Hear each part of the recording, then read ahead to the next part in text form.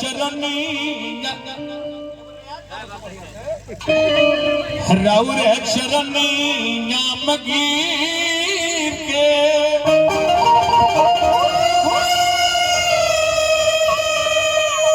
हम तो अयोधी करेगा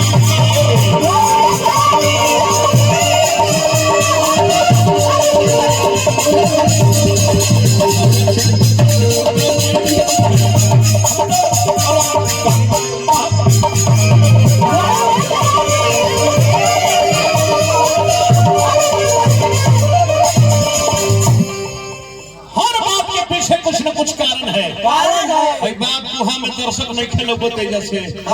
यहू कारणे न हो राम प्रसाद भैया कहे के ना चाहे कोई कोर्ट मैरिज कैलस कोई रोड मैरिज कैलस कोई लव मैरिज कैलस आ कोई कुहा मैरिज कैलस कोर्ट मैरिज के कैले रामचंद्र जी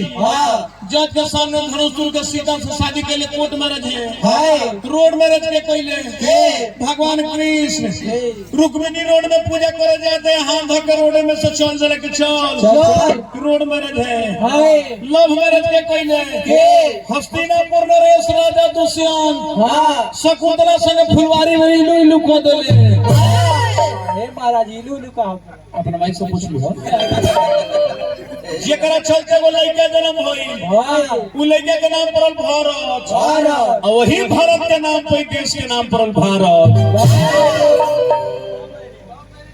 कुहा मरद के कैलाश पराशर मुनि मछोदरी संग कुहा बना के इलू इलू को देले अपने तो माजा मर ले वेद व्यास के जन्म होई सर्व भोगतना हमनी के भोगत गाड़ी लड़ जाता है घोड़ो तक नहीं खेला ऐसे कहे के बाद हनुमान जी के सिंदूर लगावे वाला का है वही ब्रह्मचारी देवता एक बार सीता मैया सिंदूर लगावत रही हनुमान जी के खतरा दे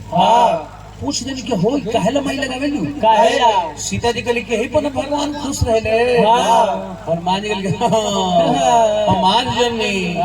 हट हटाई जैसे हटिए हटले तो 64 डिग्री में सठार के अपने मुंह ना के फूंक ले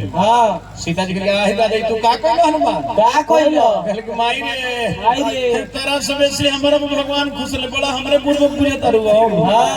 ऐसे कह तो देह में लाल सिंदूर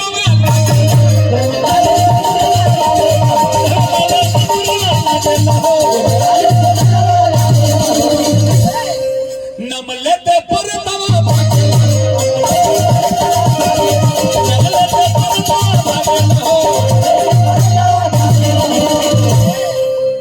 महिमा महान बल बुद्धि कथा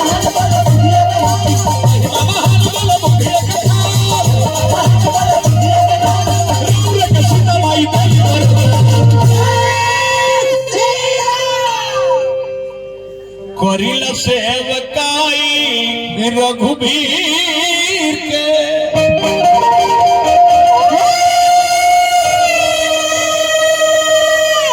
हम तो और अजीत कर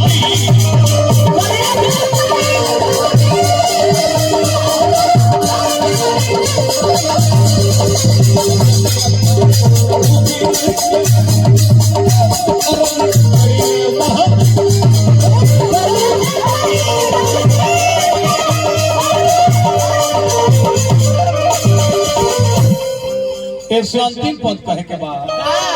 कि मास्टर मुना सरचना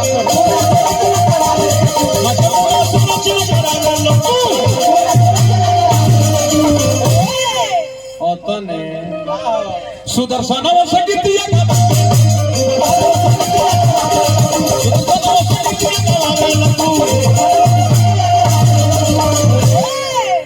महिमा महान बल बुद्धि कथा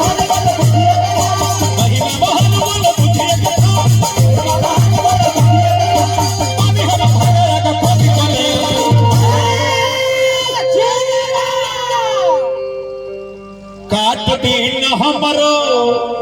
जनधीर के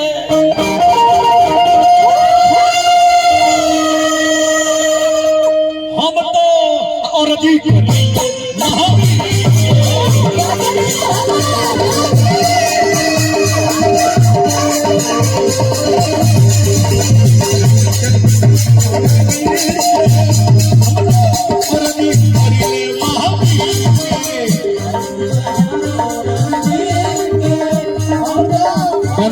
से बात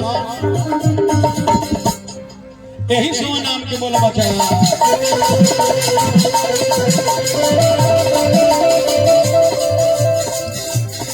जग में सुंदर है दो नाम, चाहे कृष्ण को हो या राम। राम और कृष्ण में ज्यादा अंतर नहीं है। राम 12 कला तारीख है तो कृष्ण 16 कला तारीख है। राम पूर्ण अवतार है,